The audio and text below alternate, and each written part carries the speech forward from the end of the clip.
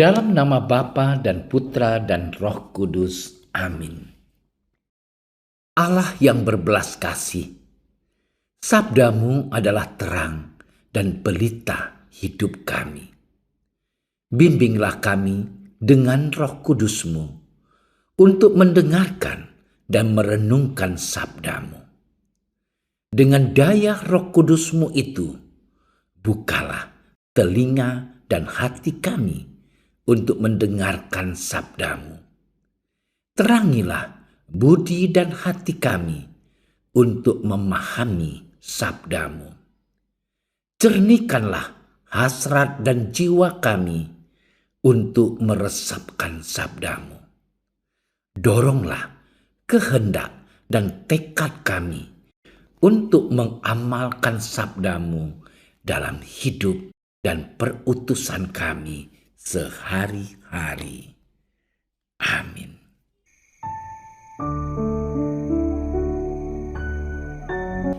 Sekali peristiwa, berkatalah Yesus kepada orang banyak dan kepada murid-muridnya.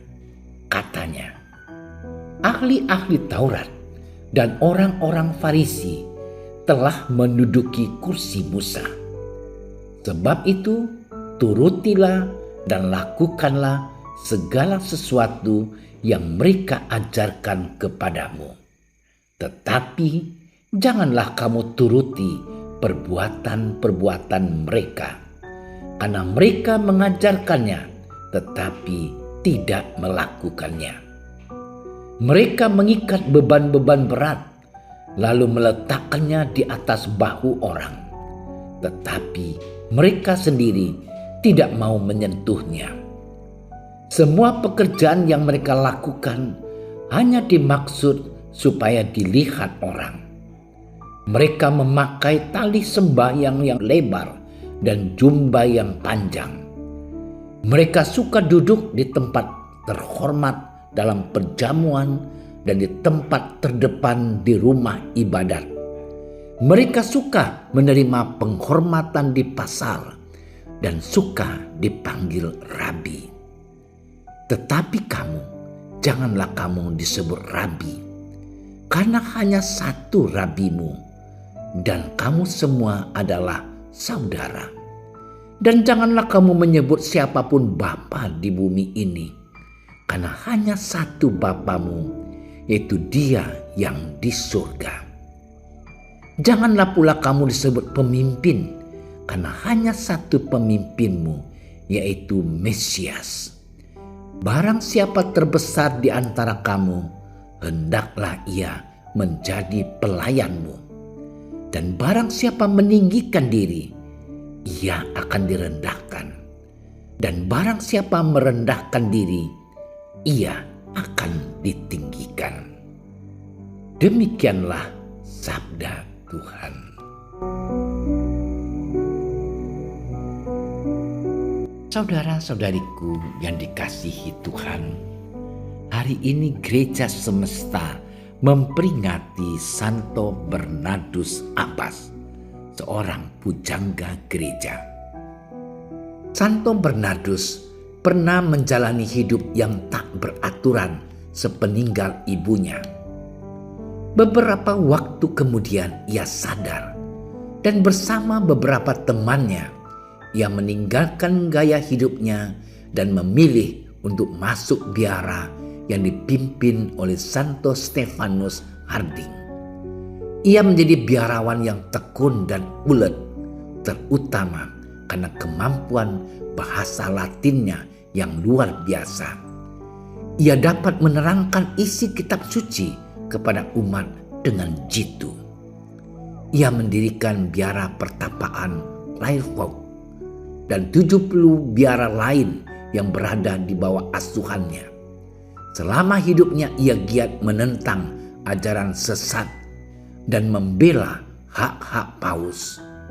Ia meninggal dunia pada tahun 1153, dinyatakan kudus pada tahun 1174 dan diakui sebagai pujangga gereja, bahkan bapa gereja terakhir pada tahun 1830. Saudara-saudariku yang dikasihi Tuhan, dalam bacaan Injil hari ini Yesus mengkritisi tindakan ahli Taurat dan ahli kitab yang hanya pandai mengajar dan selalu menyimpang dalam perbuatan. Mereka menduduki kursi Musa dan mengajar segala aturan dari kitab-kitab Musa. Namun tindakan mereka justru sebaliknya. Mereka mengikat beban-beban berat lalu meletakkannya di atas bahu orang lain. Tetapi mereka sendiri tidak mau menyentuhnya. Saudara-saudariku yang dikasihi Tuhan, kata-kata Yesus ini merupakan kecamannya yang paling pedas. Perkataannya ditujukan kepada para pemimpin agama dan guru palsu yang telah menolak setidak-tidaknya sebagian dari firman Allah dan menggantikannya dengan gagasan dan penafsiran mereka sendiri. Mereka menafsir sabda Allah hanya untuk kepentingan mereka.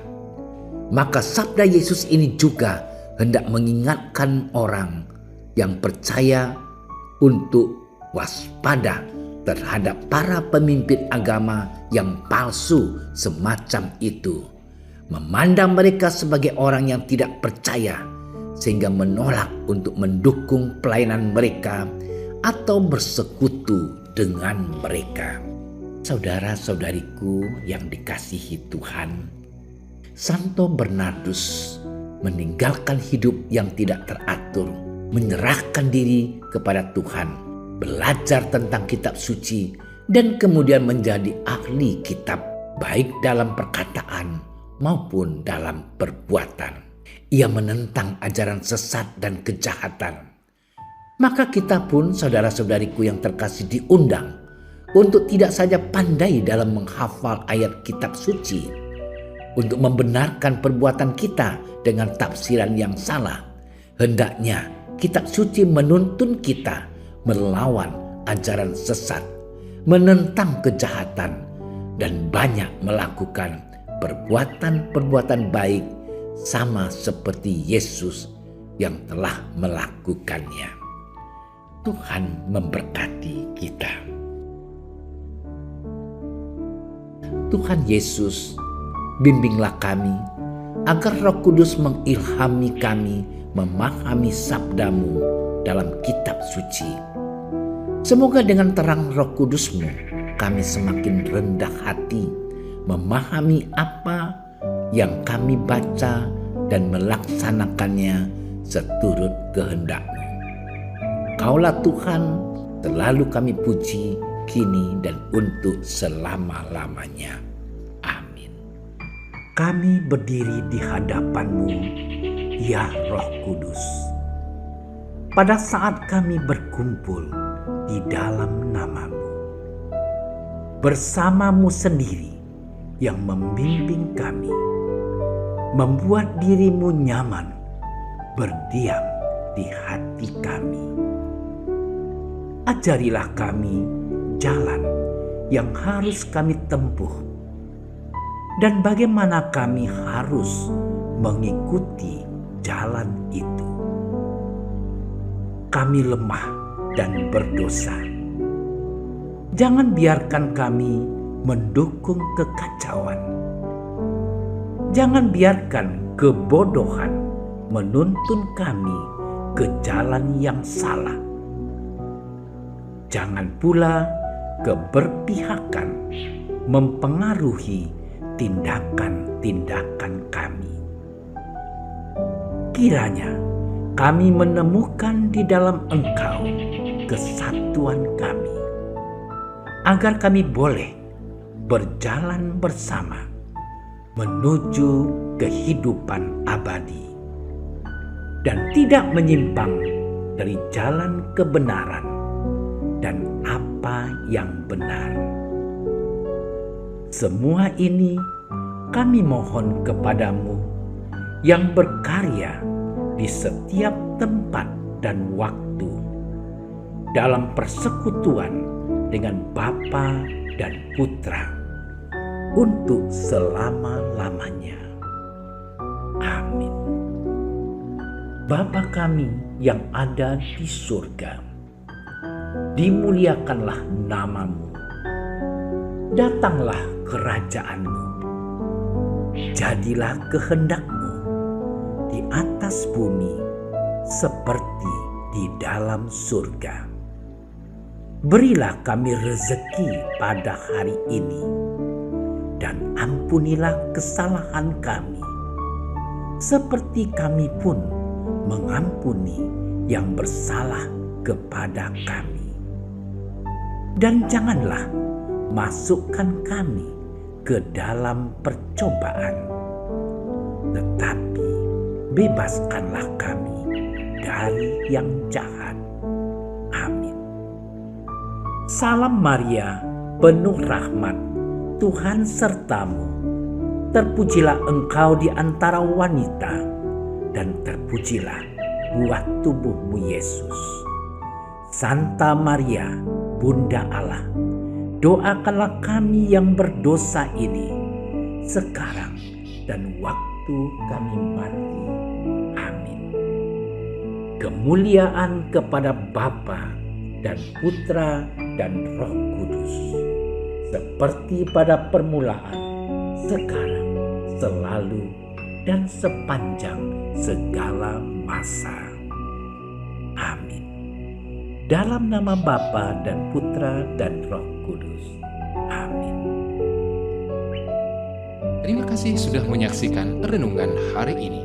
Jangan lupa like, subscribe, dan aktifkan tombol loncengnya agar Anda yang pertama mendapatkan notifikasi updatean renungan harian dari Komsos Keuskupan Padang, dan bagikan ke sosial media agar saudara-saudara kita dapat mendengarkan dan merenungkan firman Tuhan.